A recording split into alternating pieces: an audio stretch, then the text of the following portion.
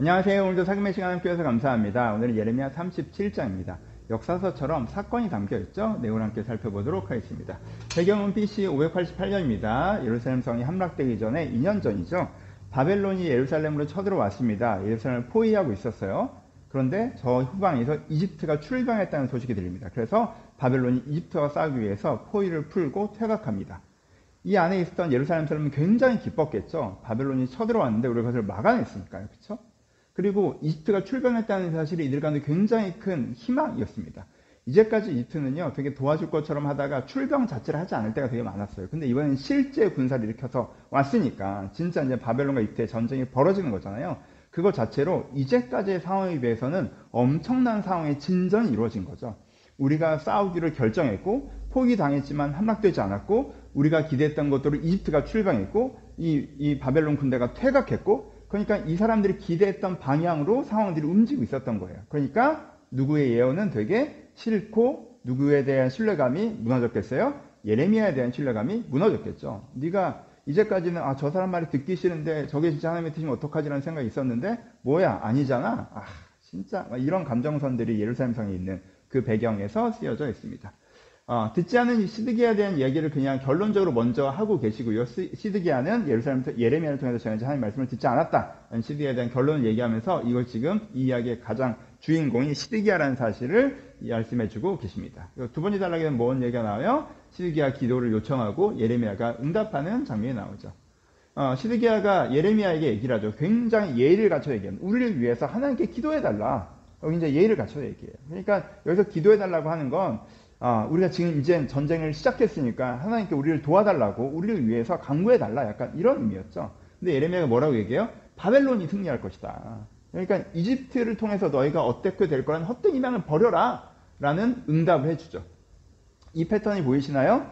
기도해 주세요. 하나님께서 말씀하시면 제가 그것을 따르겠습니다 라고 하는 것이 아니라 기도하는 것을 통해서 하나님이 우리 편을 들게 해달라 라는 의도가 좀 더 보이고요. 근데 예레미야는 거기서 응답을 해주죠. 내가 기도했어. 그래서 응답이 바벨론이 이긴다는 거야. 너희들이 잘 안 된다는 거야. 그럼 너희가 어떻게 해야겠니? 라고 말씀하신 거죠. 요거에 대해서 신앙에 대한 두 태도가 보이는 거죠. 예레미야가 이야기하는 신앙은 하나님의 뜻을 듣고 그 뜻을 따르는 거고, 이들이 생각하는 신앙은 내가 원하는 걸 하나님께 이렇게 해서 하나님께 원하는 걸 얻어내는 방식이라는 것을 볼 수가 있습니다. 두 번째 시드기야의 질문과 예레미야의 대답이 다시 한번 나오죠. 바벨론이 철군한 상황이었어요. 그래서 예레미야가 개인적인 볼일이 있어서 성문 밖을 나가고 있었습니다. 근데 문지기가 예레미야를 체포하죠. 저가 바벨론에 항복하러 가는 거다라고 체포해요. 어이없는 상황이었어요. 지금 성문이 열려서 많은 사람들이 자유롭게 출입을 하고 있는 동안이었거든요. 그래서 예레미야도 개인적인 볼일이 있어서 갔던 거였어요. 근데 그냥 문지기가 자기의 심증만 가지고 제가 나가네? 저건 도망가는 거야 라고 체포를 해버리는 거죠. 그리고 와서 끌고 가죠. 고관들에게. 예레미야가 항복하러 가다가 나한테 잡혔습니다. 고관들은 딱 들으니까 너무 배신감 느끼는 얘기죠. 우리가 예레미야 얘기를 싫어하면서도 그가 목숨을 걸고 하나님을 위해서 나름 진정성을 갖고 있다고 해서 우리가 신뢰해줬는데 지살자고 도망가서 이런 배신자. 그래서 막 고관들이 와 어떻게 이럴 수가 있어 막 분노하면서 예레미야를 쳐넣죠. 우동이에 쳐넣습니다. 그런 예레미야에게 시드기가 다시 질문하죠. 이거 어떻게 되느냐라는 거예요. 어떻게 되느냐. 또 예레미야가 뭐라고 대답해요? 바벨론의 승리를 예언하죠. 여기서는 우리를 위해서 기도해달라는 톤에서 우리가 원하는 걸 하나님께 이런 느낌이기보다 야 하나님께 좀 물어봐줘. 우리가 이기는 거 맞아? 우리 진짜죠? 라고 이걸 이제는 가부를 묻는 거죠. OX 퀘스천을 던지는 거죠. 그러니까 지금 시드기야 입장에서 얼마나 이게 쫄려요. 내가 원하는 상황까지 오긴 했어요. 이집트가 출병했단 말이에요. 근데 여기서 이집트가 이기면 우리는 완전 사는 거고 이집트가 지면 우리는 진짜 큰일 나요. 자기 생각에 하나님이 유다를 사랑하시면 이집트를 이기게 해주시면 얼마나 좋아요. 둘 다 뭐 좋은 나라가 아닌데, 특별히 근데 바벨론 우리한테 나쁜 일 더 많이 했는데 이집트를 이기게 해주시면 좋겠다라는 마음을 갖고 있지만 어떻게 되는 건지 너무 궁금해서 물어보는 거죠. 어떻게 됩니까? 어떻게 됐느냐 물어보는데 바벨론이 이긴다 얘기했잖아요. 바벨론이 이긴다. 항복해야 된다 라고 예레미야가 응답합니다. 그리고 예레미야가 내가 여기 있었으면 죽겠습니다. 나 좀 살려주세요 라고 시드기야한테 부탁했더니 시드기야가 예레미야를 구해주는 장면이 이어지고 있습니다. 스토리는 이제는 다 이해가 되시죠? 읽으시면 이해가 되신 건데 굉장히 말로 길게 했고요. 적용해 봅시다. 다양한 적용을 해볼 수 있어요. 역사서는 관점의 문제이기 때문에 한 세 가지 포인트만 근데 다뤄볼까요? 첫 번째 이제 55%가 안 되는 믿음이라고 적용을 해봅시다. 여러분, 이 말씀에 있어서 시드기야가 다른 왕 여호야김에 비해서는 신앙이 있는 것으로 보이죠. 그렇죠? 하나님께 기도해달라고 하고 와서 막 물어보고 막. 그러니까는 하나님이 예레미야를 통해서 말씀하신다는 거, 그리고 하나님께서 말씀하신 굉장히 큰 의미가 있다라는 걸 시드기야가 나름대로 믿고 있죠. 근데 그 믿음이 뭘 넘지 않아요? 51%. 자기가 뭔가 결정할 만큼은 되지 않죠.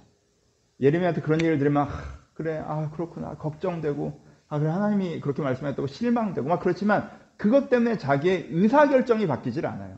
그래서 51%가 안 되는 믿음, 우리의 믿음이 우리의 결정을 만들어 가야 됩니다.